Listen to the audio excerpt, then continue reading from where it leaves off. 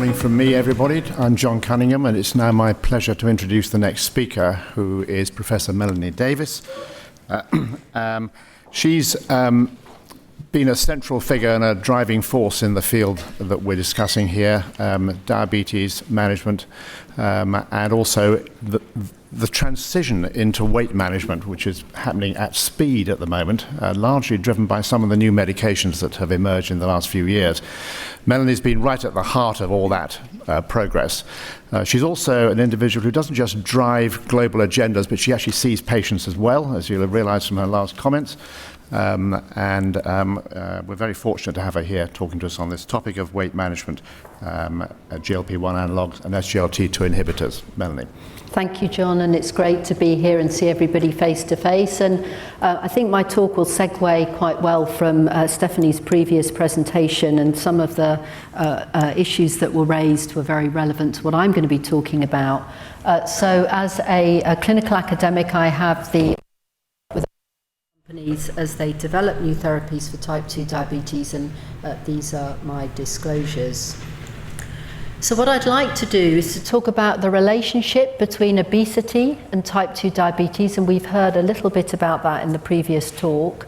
I'm going to talk about some of, briefly, the current approaches to weight management, but I'm not going to intrude too much on what Adrian's going to talk about later, because I'm going to focus on some of the developments in pharmacotherapy and then talk about some of the future strategies.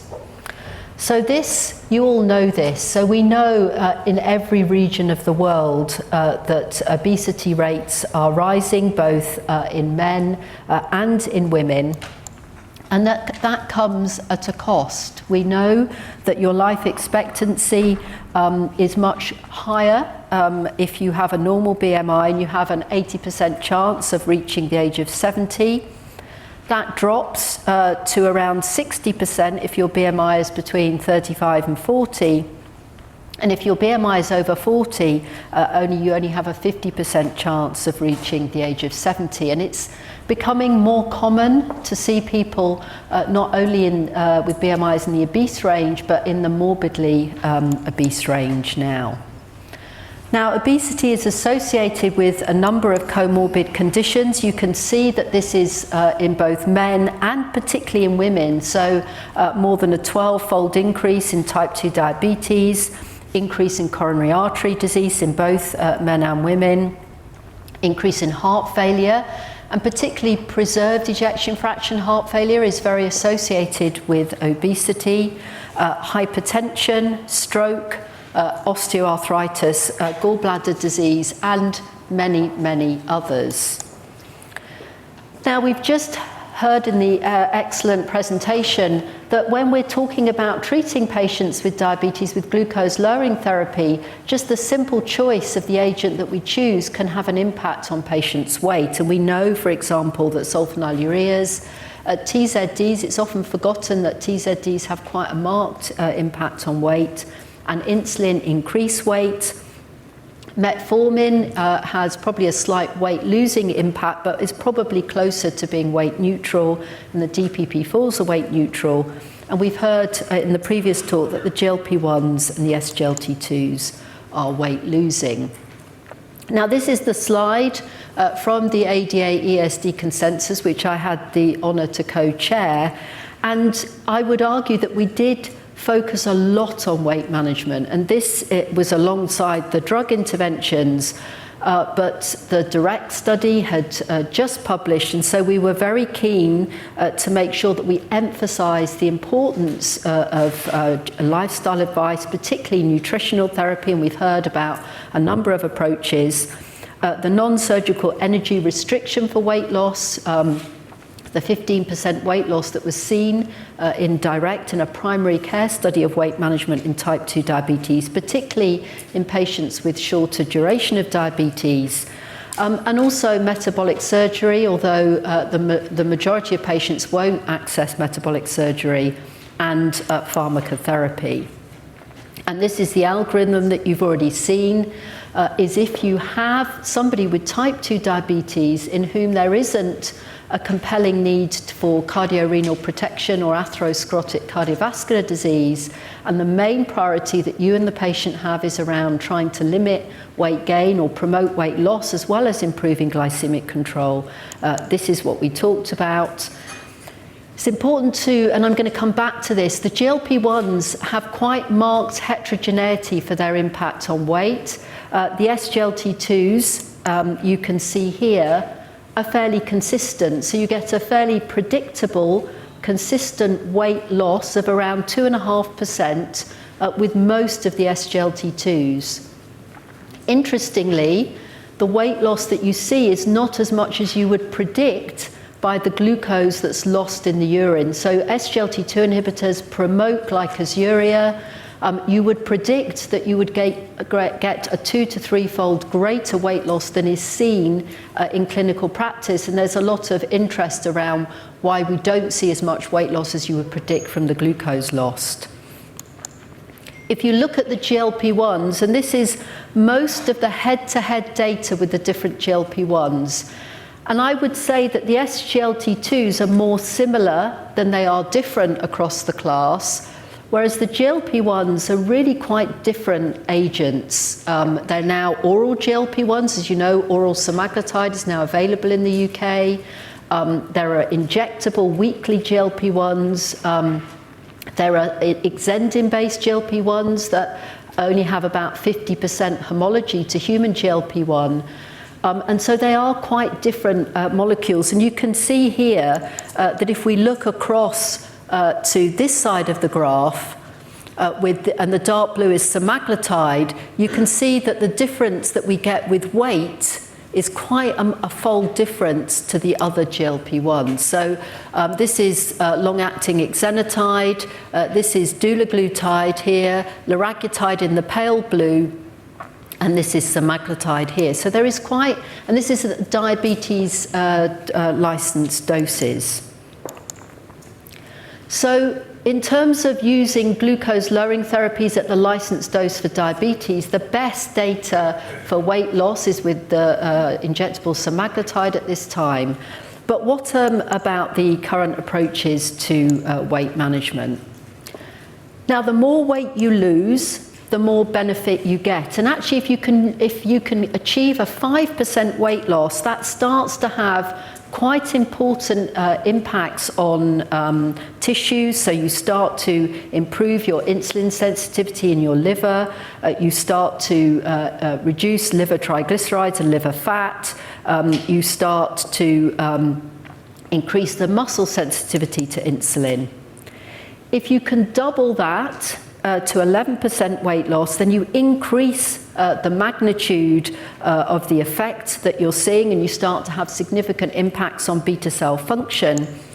And if you can get up to 16% weight loss, and remember when we're talking about bariatric surgery, we're talking about weight loss around 20, 25%, even greater, you start to have impact on systemic inflammation and other marked benefits. So the greater the weight loss, the greater the benefit for patients. And very broadly, we have 3 approaches. We have lifestyle interventions, which I'm only just going to touch on, but Adrian will talk about in much more detail. We have pharmacological therapies, which I'm going to talk a little bit about, and then we have bariatric surgery. And I think Stephanie alluded to this. So if you look at the lifestyle interventions, you can get really quite marked reductions short term with lifestyle interventions. And you could almost argue it doesn't particularly matter which diet it is. It's really the diet that patients will adhere to. And if they're given intensive behavioural support, you can achieve quite significant weight loss. But the problem is, over time, we tend to get weight regain, and that's very well described now. It's part of the issue that obesity is a long-term chronic disease. it relates to the adaptations that happen to almost resist that continuing weight loss, whether that be increase in the hunger hormones and reduction in the satiety hormones, or whether it be the reduction in energy expenditure as you lose weight. So it's really frustrating for patients because they're really struggling and adhering to their diet, and yet over time weight can continue to be regained.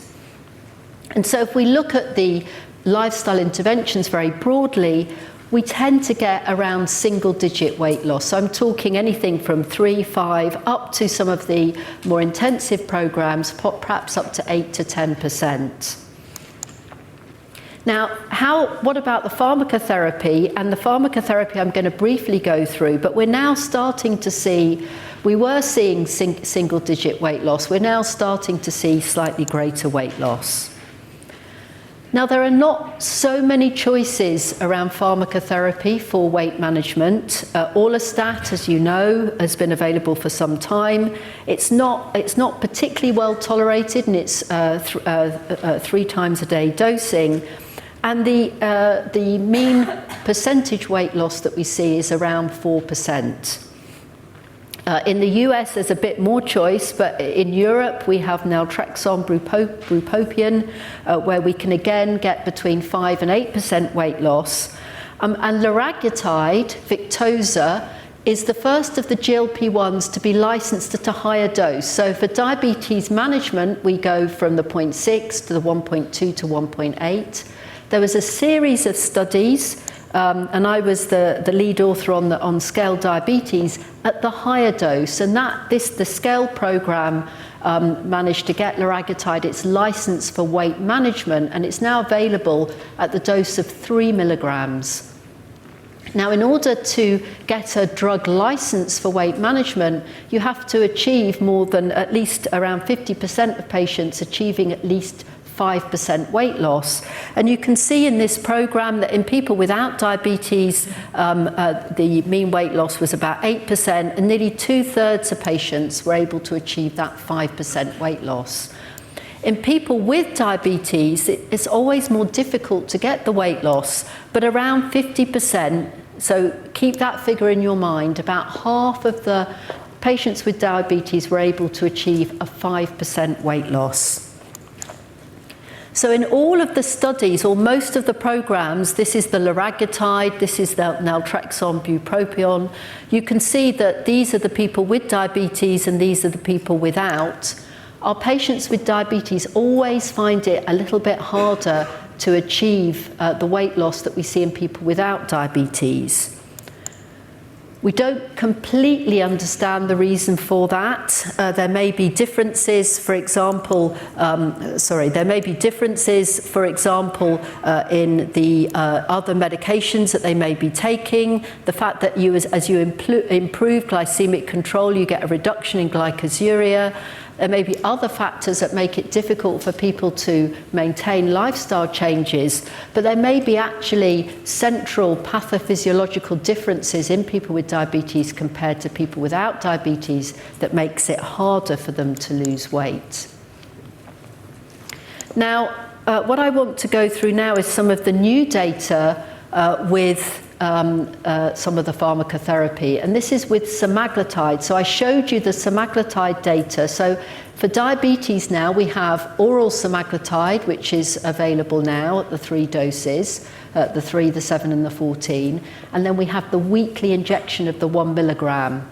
But this what's been observed is that as you tend to plateau with your A1C reduction with GLP-1s, as you go up with a higher dose, you get greater weight loss. And so this is a program called the STEP program, which is with 2.4 milligrams of semaglutide. So it's a further 2 dose steps up from the dose that we use for diabetes at the moment.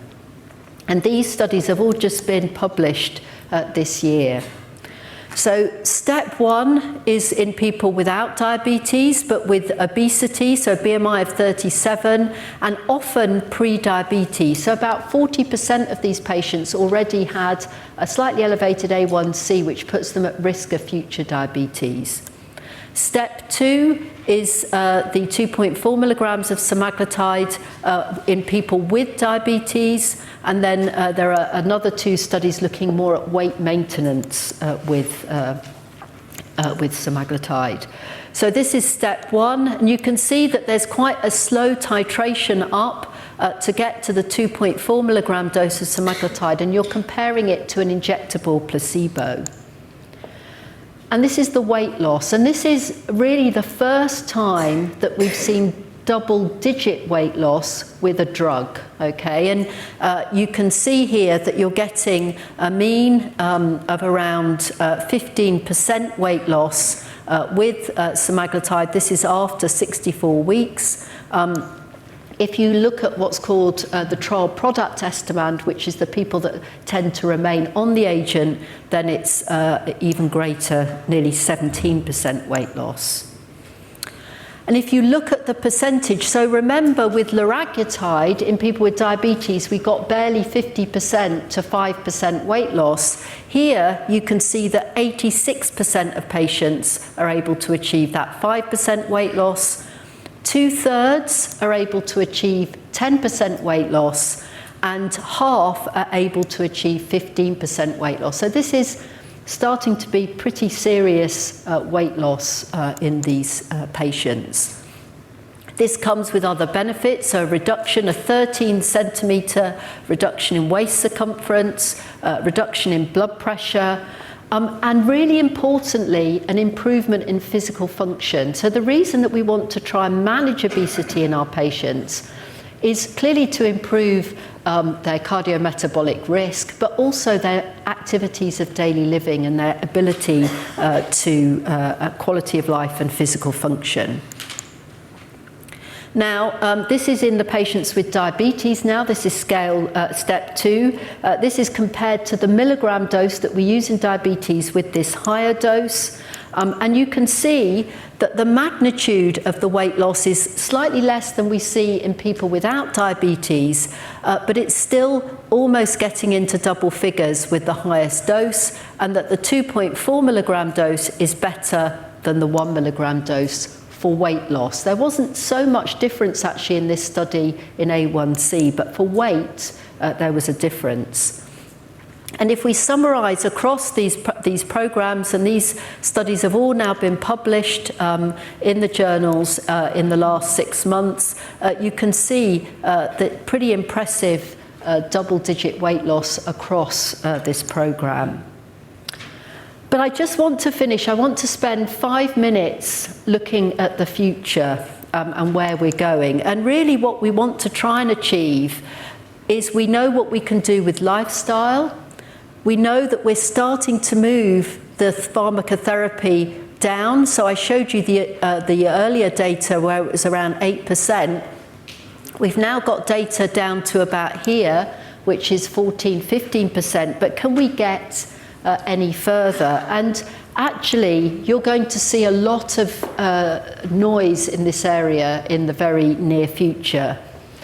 So if we look at GLP-1, which is really the backbone of many of the therapies that are being developed around obesity and type 2 diabetes, you can almost design now multifunctional peptides, because we know from many areas of medicine, and Stephanie mentioned it in her first talk, that we're often thinking about combination therapy earlier. We know that if you go down one route and one mechanism, we're not necessarily getting to where we want to be.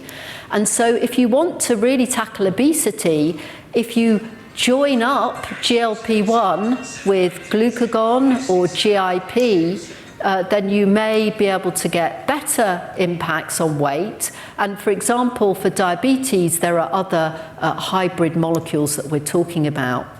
So you're able to engineer these so-called dual or triple agonists, and these are hybrids of 2 peptides that can be joined together either directly or via a linker, almost like chimeras, to design in a second pharmacological activity to an existing peptide background. Now, this is animal data, And this is a triagonist. This is a GLP-1, GIP, and glucagon. And you can see here the magnitude of body weight reduction that you're getting in these rodents, okay? And it's almost like Lego. You can build almost the molecule that you might want to look at. And so this was in the Lancet just a couple of weeks ago. This is a phase 2 study, so this is still, a phase 1b, so this is a little bit away from where we're going to be in clinical practice, but this is semaglutide with an amylin analogue, and you can see here that within 20 weeks you're getting 15 or even 17% weight loss. This is semaglutide here, the 2.4 that I've just shown you the data, and this is the dual agonist here, where you're getting really marked weight loss. And in these patients, as I say, double the weight loss that I've just shown you with semaglutide. And this is an agent that will be with us pretty soon. So this is a drug called tirzepatide, which has combined GLP-1 with GIP. And GIP on its own is not really particularly effective, but it has some attributes that would complement GLP-1. So, for example, it reduces nausea. It's thought to reduce nausea. And we know one of the limiting factors with the GLP-1s is as you get higher and higher the dose, that you're limited by GI intolerability. The other thing is that it works in fat to reduce the inflammation in fat, and it also increases glucagon, which I showed you actually has a role in terms of weight loss. So combining GLP with GIP may be quite a smart idea. And this is the drug tirzepatide. It's already been through phase 2. There was a phase 2 study compared to dulaglutide, which is already available, showing much greater reductions in A1C and weight. And this is the program that was presented. It's been published. So I was involved in SURPASS-2, which we published in the New England Journal of Medicine just a couple of months ago. And there's a big cardiovascular outcome trial with this agent. But let's just look at some of the results. So this was all presented out at the EASD just a couple of weeks ago. There are 3 doses, and this is for people with diabetes. So this isn't, at the moment, looking at weight management. This is a normal phase 3 program for, is this drug any good in diabetes? There's 3 doses, the 5, the 10, and the 15 milligrams. It's a weekly injectable. And this is the data. So this is SURPASS-2. This is semaglutide, which is pretty impressive. This is the milligram dose. Remember of that slide I showed you with all the GLP-1s, with semaglutide having the greatest benefit? And you're getting double the weight loss with tirzepatide that you do with semaglutide. And even at the diabetes dose, you're getting 86% with 5% weight loss, 65% with 10% weight loss, and 40% with 15% weight loss. And this is going to be filed in the US imminently. So it will be available within the next 6 months in the US and probably within a year in Europe and the UK. These are the reductions in A1C. From an A1C of 7.9%, you're getting over a 2% reduction in HbA1c. And you'll see here, compared to semaglutide is pretty impressive, 1.9 nearly, but you're exceeding that with tirzepatide. And in most of the programs, the A1C reduction was nearly 2.5%. And these are the reductions in body weight, pretty much double digit with the higher dose of tirzepatide. And if you look at patients achieving more than 5% weight loss across the whole program, it's the majority of patients, so well over 80% with the higher dose. And even 40% of patients are able to achieve 15% weight loss. So this is with an agent which is not going to, I mean, they could get a license for weight management based on these results, but this is the program to support its use in the management of diabetes. So what I hope I've gone through is shown you that obesity is a complex disease, which is often the comorbidity with type 2 diabetes. Significant weight loss confers major health benefits. The SGLT2s are associated with weight loss, but not of sufficient magnitude for the drug to be licensed for weight management in the future. However, weight management with GLP-1 based pharmacotherapy, whether that's the GLP-1 alone at a higher dose, or increasingly in these combination, these twin cretins as they're called, is really showing quite marked promise. Thank you very much for your attention.